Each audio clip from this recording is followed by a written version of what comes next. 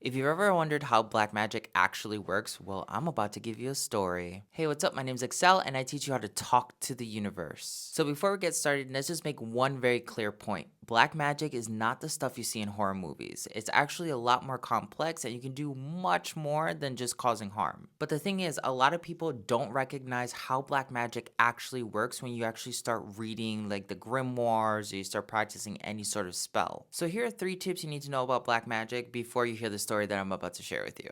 Number 1, black magic forces you to focus on yourself so that you can become the most powerful version that you've ever been. The reason why dark magicians end up becoming so powerful is because they've learned how to compress themselves. If you start doing black magic without doing the personal work internally to become the most strongest version of yourself, that's where you'll end up having hiccups where a curse will backlash on you, or you'll end up seeing different aspects of your life break down. So before you get into black magic, you have to understand that this is a journey with yourself. The left-hand path is about you mastering the deepest, darkest versions of yourself in your mind, in your spirit, in your soul, so that you can turn it into tangible results or manifestations. Finally, we have the grimoires. You're going to learn a lot about these types of books all over the internet, especially when you're trying to look for a specific spell. But let me just tell you, every grimoire comes from the experience of the alchemist that is doing the work. So sometimes you'll pick up a grimoire and you'll notice that it worked really well for some of your friends, or you might have noticed that it worked here and there for yourself. But the alchemist that wrote the book had the most amount of actual traction with those spells because they are channeling it through their own unique vibration. If that seems a little bit still too unclear, the magician that writes the book is telling you how the spells work based off of their life experiences. So the same exact spell that you may be repeating from the book is not going to exactly work one for you, just like it did for the author. If you ignore these 3 fundamental rules in black magic, that's where it's going to seem like you're out of control, you're getting haunted, or maybe just like you should have never gotten into this in the first place. Now it's story time. Now, this isn't me slamming Becoming a Living God and their brand at all. This is actually just me telling you the straight up results of what I've personally experienced with different types of grimoires and what my friend experienced going through these particular grimoires. So my friend, we're going to call him Luna, ended up deciding to buy these books based off of his experience with one of his partners that he's currently in odds with. As soon as he buys these books, he messages me and he tells me, "Hey Axel, have you ever read these books?" And I said, "Yeah, I picked up a couple of them, but clear warning, you're not somebody that knows anything about black magic. Black magic does not work the way you think it works, so be very careful with what you're getting into until I get back from my trip and I can explain it to you a little bit better." Of course, Luna doesn't really listen and ends up diving into it on their own. What's really interesting is that Luna was actually practicing this Ritual of Pleasures book, right? And he actually ended up buying 2 separate books, which was Love Magic and Ritual of Pleasures. He only did 1 spell from this particular book, and it automatically triggered another spell that was in the second book that he still hadn't touched yet. And this is what I mean about black magic. Just because you're reading one particular book and you're just doing 1 spell from that book does not mean that you're limited just to what you're practicing. So my friend, without realizing it, did one of the spells from Ritual of Pleasure and ended up having not only that spell, but a second spell from Love Magic get triggered automatically, and he didn't have the preparation to spot the second spell. Now, if you're familiar with black magic, you definitely know this is just like the normal vibe. Like, you might get into one thing and then realize that it's a whole different beast, because black magic is about chaos. It's about controlling what you cannot control. And it's about allowing yourself to see that everything is going back into entropy. Everything will eventually become destroyed, and then it has to recreate itself in some way, shape, or form. So what we believe the universe to be isn't actually what we're witnessing, because according to black magic, everything is the void, and the void is painting pictures to make us feel comfortable with our very limited existence in reality. So Luna basically felt like somebody was cursing him or sending him black magic of some sort. So that's why he ended up picking up Rituals of Pleasure, where in one of the rituals, there is this process of summoning the steed of Lilith, which is called Tenevir. It's literally called the Ritual of Tenevir. So basically, Tenevir is the spirit that guards the gateways into the tree of knowledge when you're leaving the tree of life, which is the tree of positivity that everyone knows about in Kabbalah, and you start entering into the roots of the tree of life, which is known as the tree of knowledge. The tree of life has the Sephirot, which is basically the spheres of creation and benevolence, where the tree of knowledge has the qliphoth, which are the spheres of destruction, temptation, and the dark side of our psychology as humanity. And of course, this is a really watered down version of what the actual magic's about, but I just wanted to give you a little bit of a backstory. If you want to learn more, I'm going to be diving into further videos later. So the ritual of Tenevir basically shows you who the person that is doing black magic on you is. So it has like a period of 7 to 9 days, and across that time period, you will end up seeing who your enemies are, who's exactly doing this spell on you, and why they're doing it, like what their intention is at the end of it. So what's crazy is that Luna ends up doing this spell in the garage, because I said do not do it in the house. If anything, if you're a newbie, do not do the black magic in your house unless you live by yourself, because if you have family or you have anyone in your home that is very susceptible to being influenced by these energies, they're going to be the first people to feel it. So knowing that Luna has pets and has children and also has a partner, I said it's better for you to do this work on the outside of your house where your garage is, because that way it doesn't affect any other area of your life. So when Luna ends up doing this spell in his garage, he ends up realizing that as soon as the spell gets completed, all the lights in his neighborhood just kind of went off. And he said, that's kind of crazy coincidence. I told him, no, it's synchronicity. It is the confirmation that you did the spell correctly, and Tenevir is now in your aura. Now, one of the things that I told Luna right at the beginning was, if you're summoning Tenevir, Tenevir is like the dragon of evil, or the dragon of like darkness. And it is the twin brother of Leviathan, which is one of the 7 deadly sins. Leviathan controls envy and jealousy. So I told Luna right off the bat, hey, if you're summoning Tenevir, be careful, because there might be a chance that you're simultaneously summoning Leviathan, and that might create some sort of weird echo associated to envy or jealousy. Luna's like, okay, cool. I'm just going to do one of the spells inside of this rituals of pleasure, and that's it. I'm not going to do anything else. I'll wait for you to get back so then I can dive into the second book, Love Magic. Now, at this point, I'm kind of like, okay, he's already done the spell. We're just going to have to wait and see what happens, because we can't really predict anything other than the fact that the person who's causing him black magic spells is going to get highlighted, but there's always like a secondary who knows what that happens when you do a black magic spell. And with practice as a dark magician, you get to kind of calculate or estimate what the collateral damage is when you do any particular spell. A few days after Luna ends up doing the spell in the rituals of pleasure to basically see who is attacking him, he had a series of really weird events. People were starting to message him out of nowhere on social media, telling him things about his partner, telling him that his partner did one thing, committed a crime, telling him that his partner had done black magic on him, that his partner was cheating on him. And it was just like this weird event of different things coming out of the woodworks, starting to communicate with Luna about something that was going on in his relationship. The first person that messages Luna, Luna ignores. The second person that messages Luna, Luna's like, this is a little bit weird. Let me see what this is about. And then basically dismisses it afterwards. The third person that messages Luna is the person that Luna decides to actually meet up in person to have a conversation as to why this person was compelled to message Luna in the first place. By now, Luna doesn't realize that the second spell from Love Magic is now in full effect. He's just living his life waiting for the first spell to take off. Luna decides to go ahead and meet with the third person who messages him and basically goes to their house. Now, this person didn't seem too dark or didn't seem like, they had a lot of drama going on. They just wanted to have a clear conversation on one of their experiences with Luna's partner. And since Luna knows a lot about spiritual healing and this person was a Reiki healer, Luna didn't think anything of it. He just said, okay, cool. This is another light worker that knows something that maybe I can get some information on and find clarity with. This is where it starts to get dicey. Luna goes to this third person's house. We're going to call him Brett. Brett starts talking to Luna. Luna and Brett get off on, a good conversation, talking about esoterica, talking about philosophy, talking about different aspects of spiritual evolution. And at some point in the conversation, Brett ends up telling Luna that he believed at one point in his life to be the reincarnation of a succubus. Now, if you don't know what a succubus is a demonic entity that feeds off of tantric, sexual, and emotional energy from people.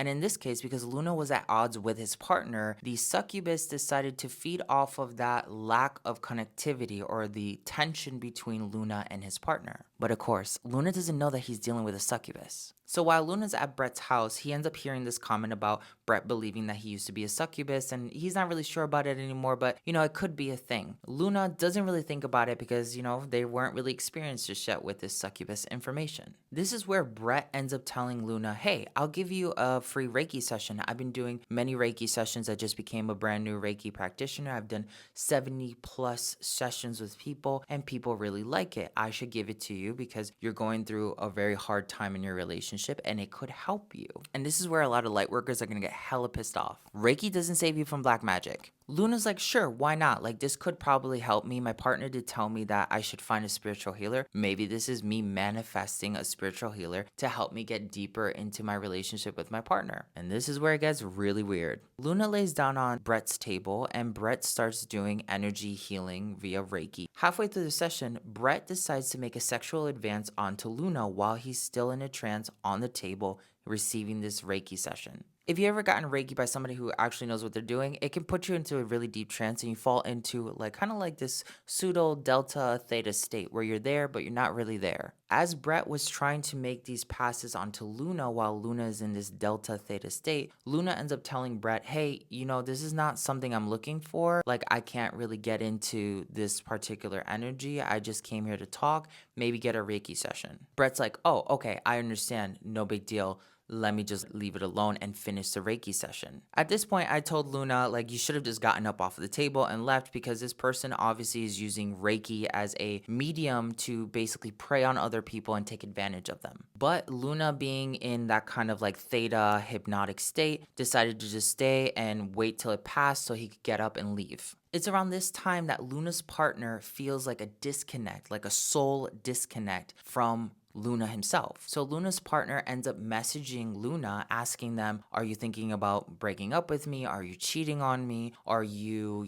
thinking about modifying our relationship in some shape or form? Because I am feeling like you disconnected your soul tether from me and it's very painful. So just tell me while I'm in this state of being able to actually deal with it. Luna, during the healing session, ended up realizing that they felt that same level of disconnect while Brett was doing the work on Luna. And this is where Luna starts questioning, did Brett try to break my soul bond with my partner for an ulterior meaning or motive? As Luna is waiting to kind of come down from the Reiki practice after Brett's now finished, he starts realizing that he can have a deeper conversation with Brett to find out more about Brett's intentions and where he's actually coming from. And it turns out that Brett does really hard substances that are really negative for the body. They're tied to addiction, and it's an epidemic in the world. I'm not gonna really say what it is, but you can imagine it is something that people are very addicted to, and it's an epidemic in the world. Luna finally has the opportunity to leave Brett's space,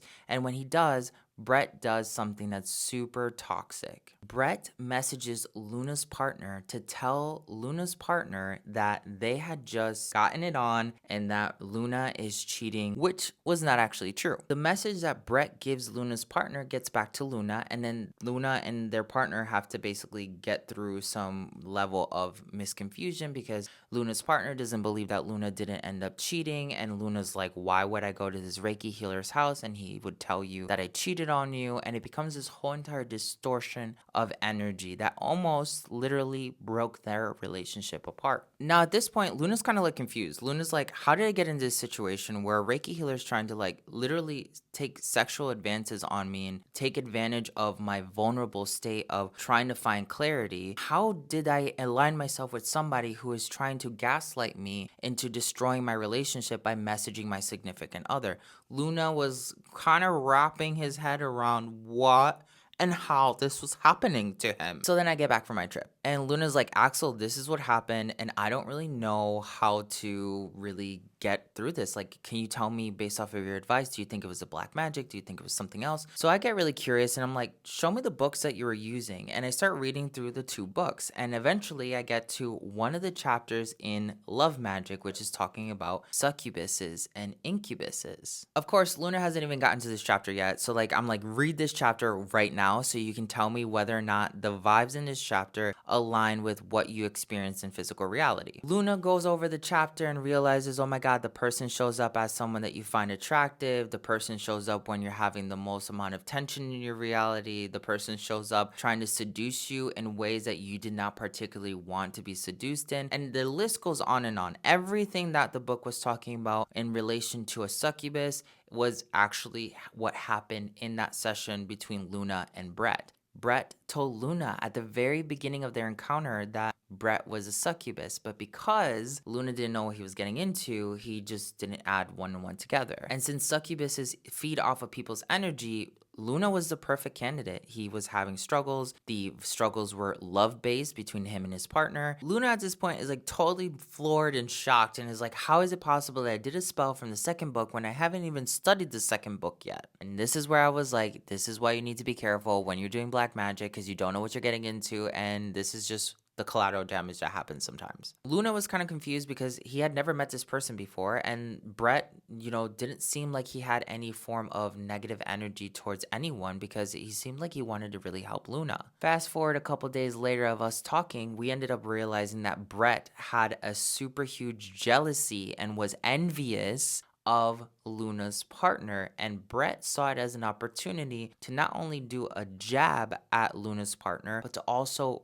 destroy their relationship in the process because Brett hadn't been in a relationship for a very long time. He felt alone and he felt like his addiction was a contributing factor as to him not finding happiness. Maybe. Or maybe you're just using light work to do predatory things on people like Reiki. One of the things that Luna did point out was that he was wearing a ring or the sigil of Lucifer on his neck, and that when Brett started doing energy work on Luna, he ended up realizing that Luna had this sigil of Lucifer, and he even told Luna to take off that particular sigil because it was making him uncomfortable. Now, thank God that Luna listened to his intuition because something told Luna not to take off that sigil because somehow it was protecting him from Brett. And after reviewing all the grimoires, we realized that that sigil was the only thing that was protecting Luna from Brett's full influence, not only stealing his sexual energy, completely ruining the relationship, and so much more. Needless to say, this was enough to shake my friend Luna out of this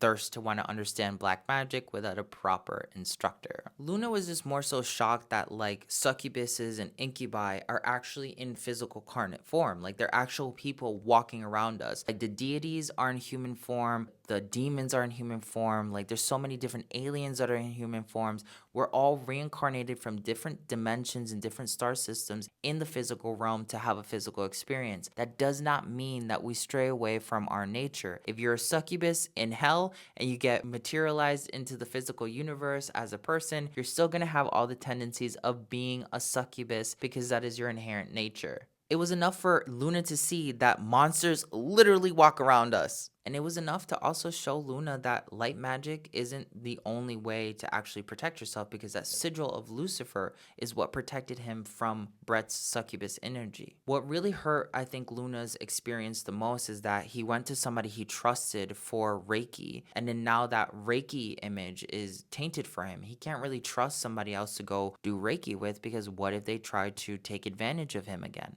And this is where if you're a light worker or you're just getting into black magic in any way, shape, or form, you have to understand that the dark can still use the light to get their agenda done. Brett used Reiki to feed off of his clients that he had that trusted him enough to do the work authentically. Brett was just using them as a fuel source so that he can continue manifesting himself, feeding off of other people's tantric energy, and continue to do what is natural for them. In a way, you can't even say that Brett is evil because Brett is a succubus. That is his nature. You can't say a shark is evil because it's just a freaking shark. But just because it's a succubus or a shark doesn't mean that you want to be in the same tank with them, right? Because there's a potential that they might feed off of you at some point. And this is why it's so important for you to find credible healers, people who have a very long track record, people who are like myself, who have so many different reviews all around the internet talking about how people's lives have changed for the better. Brett did not have any of that. And it's also really important to point out that if you're going to get into black magic, you have to be extra perceptive. You have to pay attention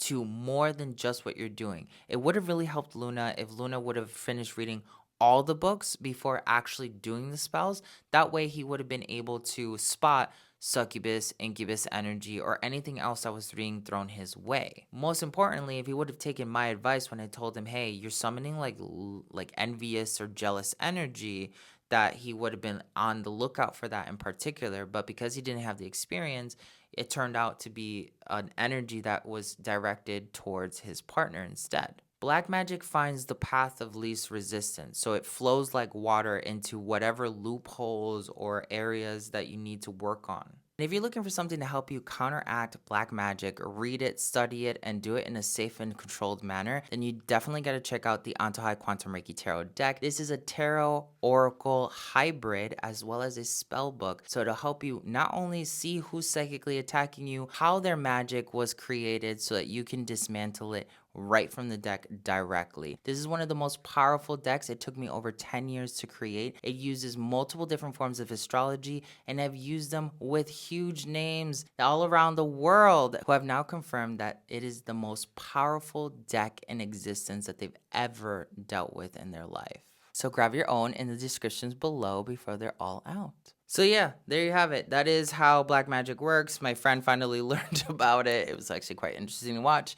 And if you're going to be getting into this realm, please pay attention to these quick little tips because this can save your life, your relationship, and so much more. Oh, and I forgot to tell you, he did end up seeing who ended up sending him the negative energy, which happened to be a family member of his, which now he can counteract that particular person with the magic that he learned from the Grimoires. Let me know in the comments below what you thought about this experience. Have you ever had something like that happen to you when you've been diving into black magic or any other form of magic? And if you want to work with me one-on-one to master your psychic abilities, do some advanced healing, or become a shamanic practitioner and ascended master, check out the links in the descriptions below. That's going to be where you can set up all the things that you want to do with me, and we can get you to your end goal as quickly as possible. Don't forget to check out the testimonials of my year-long students and my coven members. I'm sending you all the love. Antojai.